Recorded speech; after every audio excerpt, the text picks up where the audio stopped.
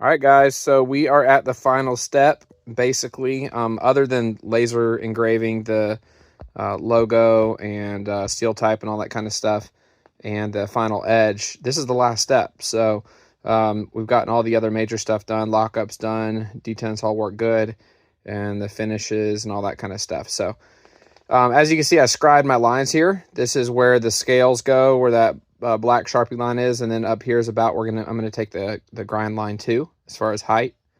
So these are really important to have these layout lines so you don't over grind something that you don't want to. So first thing I'm going to do is rough grind using a jig under flood coolant to kind of get the rough profile, and then I'm going to be switching to freehand grinding to get the final grind done as well. So, and then the swedges will all be done on my jig as well. So.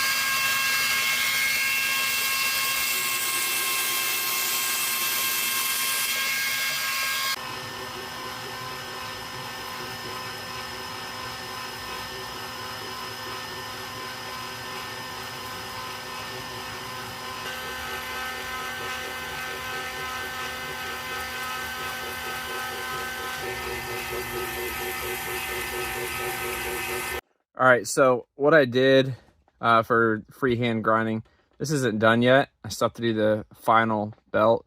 But basically, I rough grounded at 36 grit, and then I jumped to freehand 120 and then 220. And then we're going to finish it on a 220 3M belt. So what I like to do when obviously I scribe my lines and all that stuff, but I also like to check it with a caliber from side to side just to make sure that we are at the same height.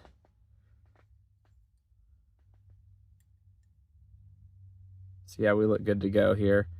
Another thing I did, you probably can't see it, but right on the spine, right here, I'll mark a line with a Sharpie right across just to make sure that the grind terminates at the same spot on each side. And this is before I ever grind in the swedge. So that'll be a separate issue as well. We also got to keep an eye on the plunge line just to make sure that that is nice and symmetrical. That's going to really make a difference because when the top of the scales are there, you want it to be the same on both sides. So that's where we're at right now. Now I'm going to take it to the finish grinding with the final belt.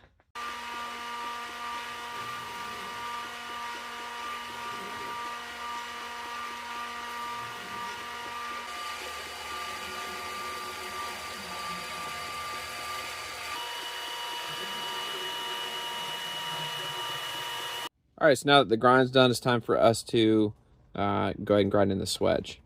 So what I do is I'll just take a fine tip Sharpie and I mark about 1/4 of an inch out from the jimping. I'm gonna do a secondary line right behind it. So I rough it out to that first line, and then the line behind it is where the final grind will go to. And so basically I have to grind it in on each side the same height.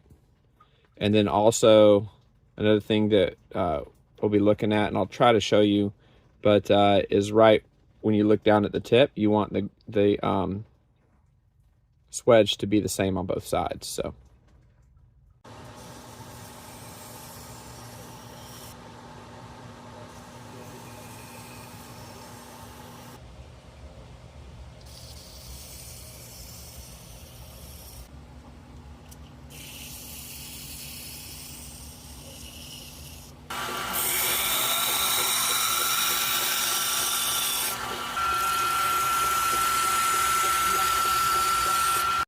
All right, so here it is. I've rough ground the swedge in and switched to a 220 grit belt, started finishing it, but I still in the process of fine tuning it. But I wanted to show you what I meant with the grind lining up from side to side. So obviously the height we want to be the same from side to side. but also we want the tip to be the same, so I'll show you that. All right, so if you look at it directly at the point, you see how the grind is a little bit off from side to side. So that has to be fixed, obviously. We want it to look the same.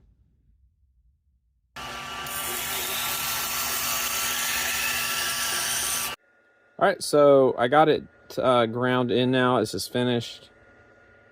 And you can see, right here that it's the same side to side. So we went to the back line there. If you look at the tip, you can see that's also the same from side to side now.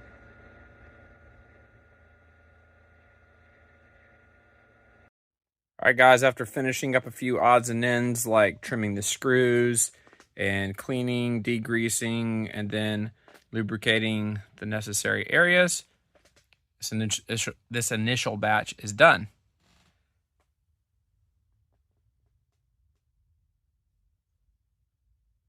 See, I put M390 right there on the flipper tab.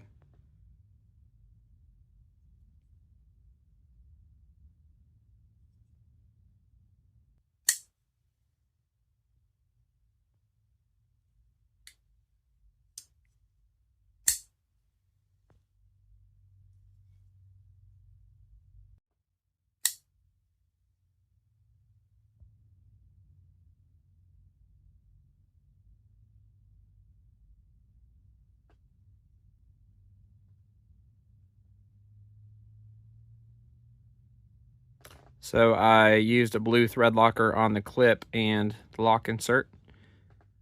Trimmed, obviously, as you saw in the previous videos, we trimmed the pivot barrel to the perfect length so you can't over tighten it and it doesn't need thread locker.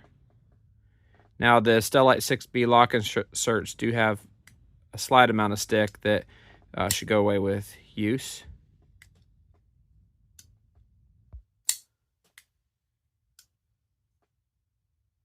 But yeah, these things are so fun, so fidgety.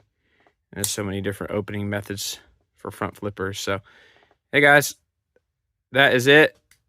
And before I forget, I wanted to show you the this is what they're going to go in, which is a magnetic enclosure box. And it'll have a certificate of authenticity on top of the Sparrow inside of a microfiber cloth. So thanks for following along on the work in progress videos, guys. I really appreciate the support, and stay tuned for more.